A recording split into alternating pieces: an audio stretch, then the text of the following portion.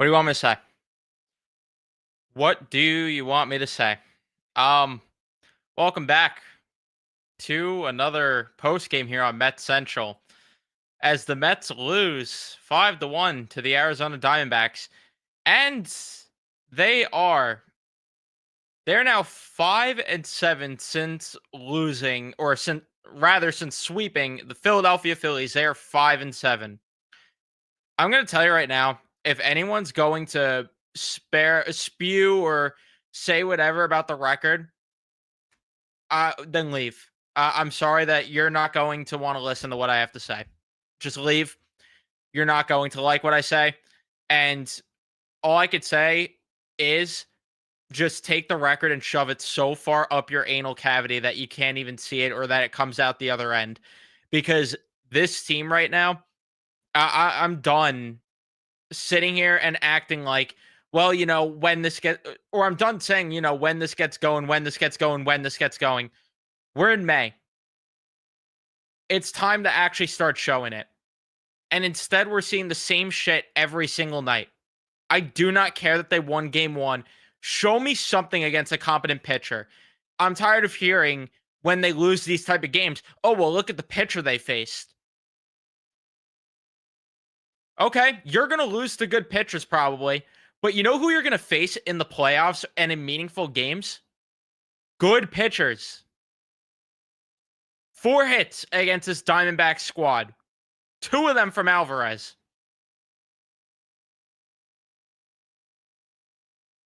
And the other one was a meaningless one from Starling Marte, might I add. And I think the Vientos one even too was in a meaningless spot, if I'm not mistaken. No, it was a little earlier in the game. Sorry, I got that one wrong. But either way, I'm tired of this shit. I am. And something has to give. I don't know how Eric Chavez is going through this without facing any sort of accountability for his hitters going up there, having no plate approach. And when they brought up on the broadcast yesterday, and even though Francisco Alvarez was the only one with multiple hits, when I heard them bring up on the broadcast yesterday that he's not even trying to pull the ball in batting practice anymore because he really wants to focus on spreading the field. I want Eric Chavez gone. I mean, I've wanted him gone, but I want him gone by the time I wake up in the morning. It's not going to happen. I want to make it clear. It is not going to happen, but he needs to go. He absolutely needs to go. He needs to go. Starling Marte needs to go. Jeff McNeil needs to go. Mark Vientos needs to start getting his fucking shit together.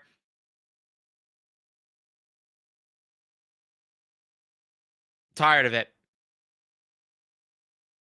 Because when the top 3 continues to go 0-4, no one, and I mean no one, could pick up the load for these guys.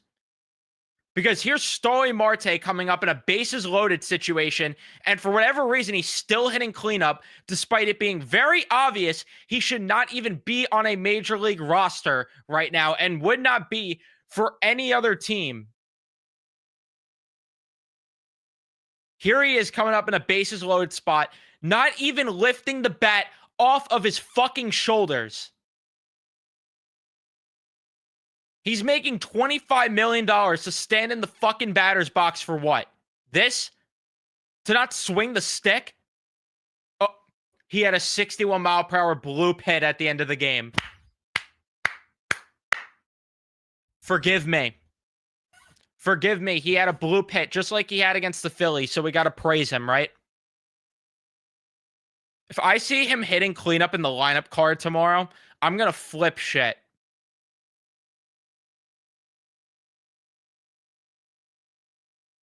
Brandon Nimmo did not look okay after what happened in the outfield with that play that he had to make when Gurriel hit the ball out there. So now I'm concerned about that because he already looked compromised as is, and he's already off to a very slow start as is. Now you're talking about someone that, again, already looked compromised, potentially being even more compromised. And I thought they should have pulled him from the game right then and there. but they ended up keeping him in. I didn't like the decision from Mendoza on that one either, though. And you know what? He has really not been making a lot of great decisions lately. It's hard to get on him entirely when the offense is as piss poor as it is.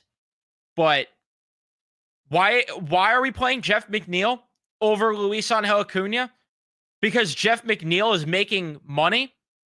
So let's rot and ruin a kid who has been off to a really solid start so far, providing good depth at the bottom of the lineup and providing a good glove nonetheless.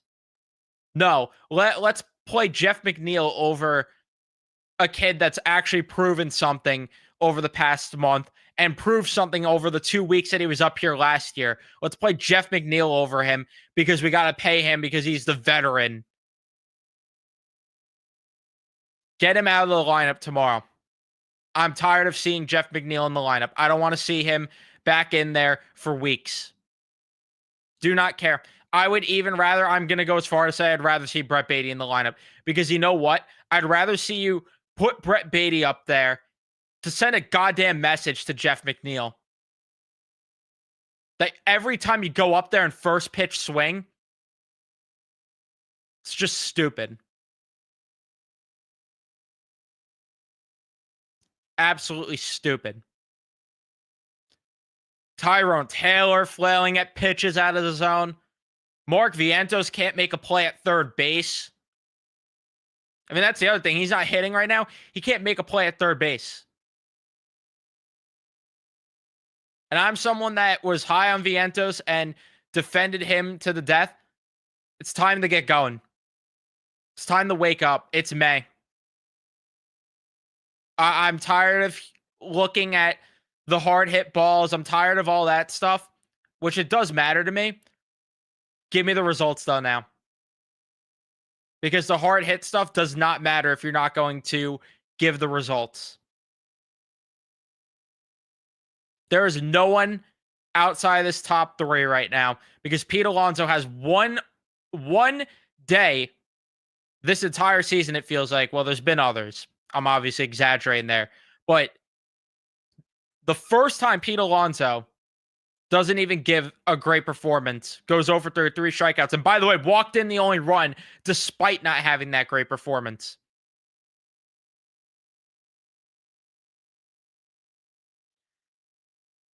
The rest of the offense has nothing to show for.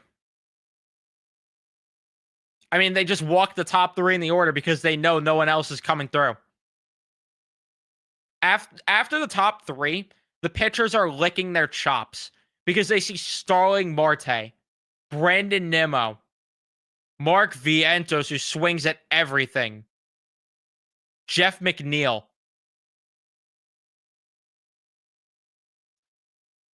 Jeff McNeil and Starling Marte cannot be part of a roster that has intentions of winning a World Series.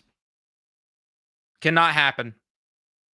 I don't want to hear about Jeff McNeil's versatility and all this other crap. I don't want to hear about Starling Marte being a good clubhouse guy. They're going to have to get over it. The guys in the locker room are going to have to get over it.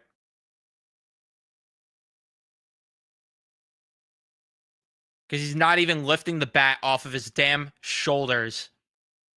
With the bases loaded.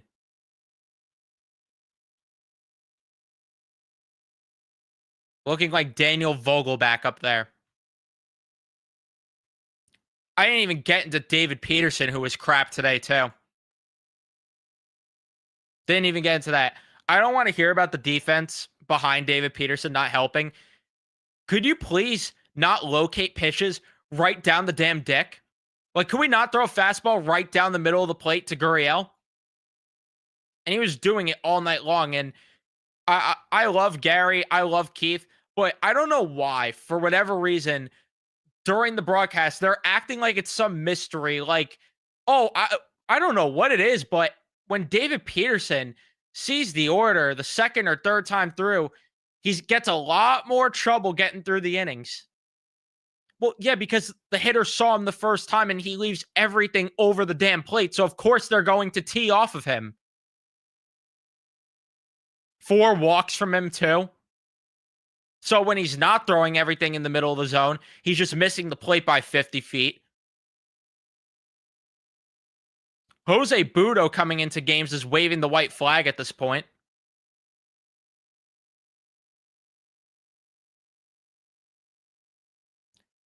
And then why is it that the Diamondbacks could put Shelby Miller, who's their closer in right now, how come they could put him into a 4-run game, but heaven forbid Edwin Diaz comes in when the Mets are down by 1, or if the Mets were up by 4 and it's the other way around, I bet the house we would have seen someone else come in instead of Edwin Diaz.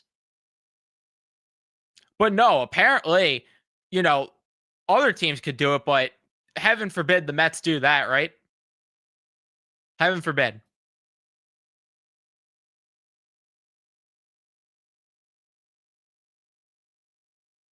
Pathetic.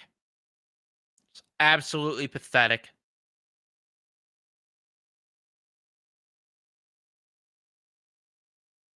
If you're looking for me to rip on Soto and Lindor for tonight, you're not going to get it. Soto, I've already spoke enough. He needs to get his shit together with runners in scoring position. Lindor, I'm not getting on him and Alonso because, again, they've been the guys all season long to produce. Every single time the team wins, it's because they're producing. So it's kind of just pointless to waste my breath on those three. All I could say with those three is what I said on the podcast most recently. Split them up. Split the three of them up in the lineup. You're making it way too easy for these pitchers.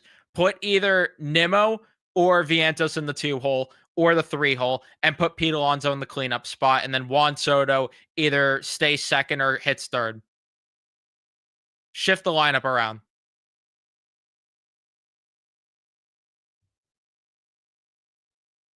Because, like I said, every single time they get through, these pitchers get through the top three, there's no challenge in the rest of the lineup.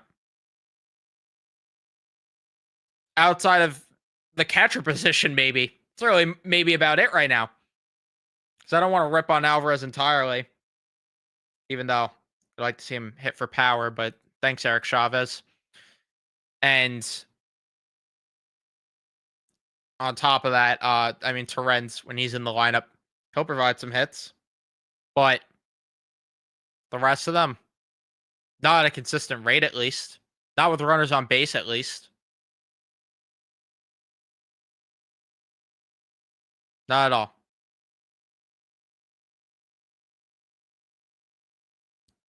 Absolutely pathetic.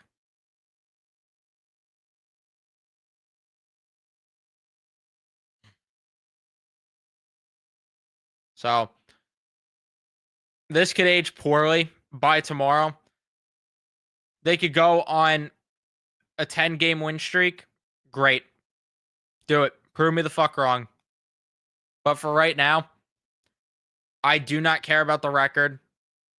And as I'm sitting in this chair at nearly 1 o'clock in the morning, right after they lost this game, this record's not going to last if this is the shit that's going to continue. It's just not going to last. At all. Especially with the way that these teams are in the NL. Nope. It's not going to last. Not at all. And it doesn't get easier, the schedule. It does not get easier. The Cubs, Pirates are probably your easiest opponent. The Yankees, Red Sox, Dodgers. And then you finally get the White Sox and the Rockies, which we'll get to there at some point. Which, if they don't win every single one of those games against the Rockies and the White Sox, that's just objectively a failure. But again, we'll cross that bridge when we get there. The schedule does not get easier at all. So, again, they have to wake the fuck up. It's just that simple.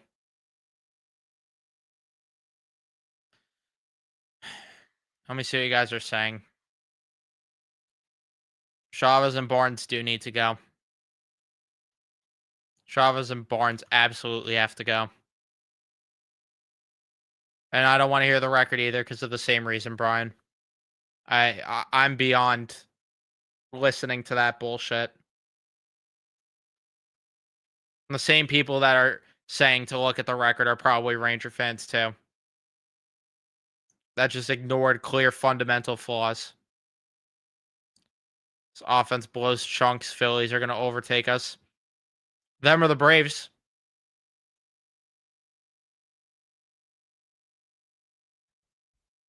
Either or.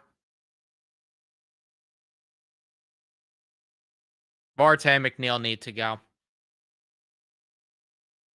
Marte and McNeil absolutely have to go. I'm tired of those two. And you're not winning a World Series with either of them on the roster. I've spoke at nauseum time and time again. They need a real DH. I don't know if that could come this season, unfortunately, and that's the part that sucks. But and I hate to talk off season in May, but Kyle Schwarber has to be the top priority because I see one more year of a platoon DH. I think I'm gonna put my head through a freaking wall. Can't deal with it anymore. Pathetic. $35 million for these two to provide literally nothing for this roster outside of some made up versatility with Jeff McNeil and the clubhouse character that is Starling Marte. These two are not providing anything else but that. Same shit as last year. Lindor carried the offense. I only am going to push back because Pete Alonso's done it this year on top of Lindor. That's the only thing I'm going to push back on a bit, but I get your point that it's just a problem.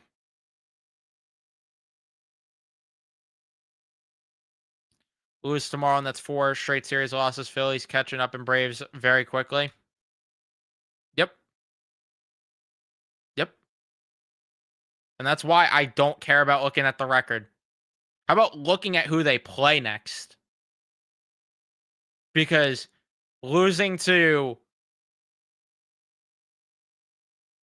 the Diamondbacks potentially again.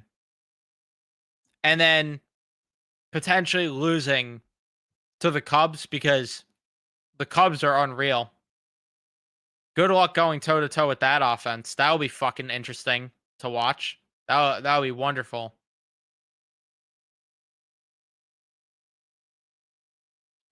We'll be below 500 this month, and we'll see swoon pathetic offense and Mendoza CT. It wouldn't shock me. Mendoza's pissing me off too.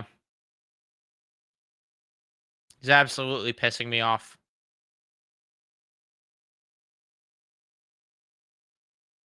I've never. I cannot remember the last time. And this says a lot considering some of the previous idiots that they've had managing. I can't remember questioning this much decision making within the span of 2 weeks. Maybe when Mickey Callaway was here and Robinson Cano was being tried out there in the 3-hole, which we're pretty much getting a sequel of with Starling Marte being cemented in the cleanup spot.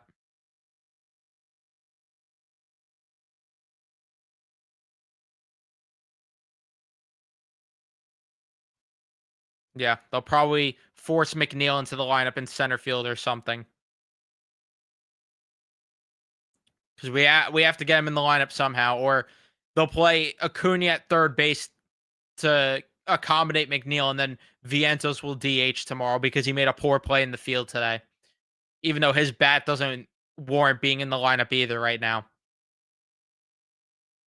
But the problem is pretty much no one's bat warrants being in the lineup right now.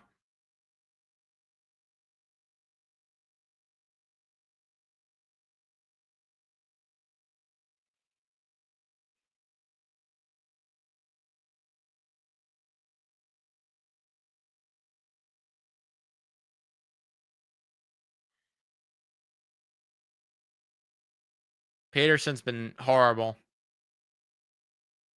Peterson's absolutely been horrible. The defense bailed him out big time in that last game.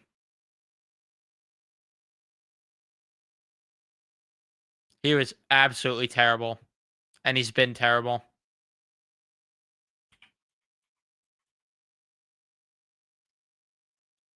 It's too much in the zone, too much contact tonight.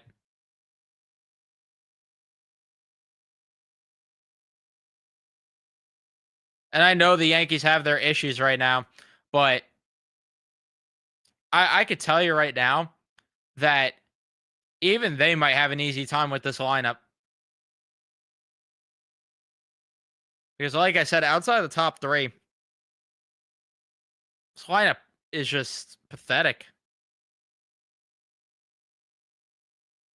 And even then, Juan Soto's not hitting with runners in scoring position, so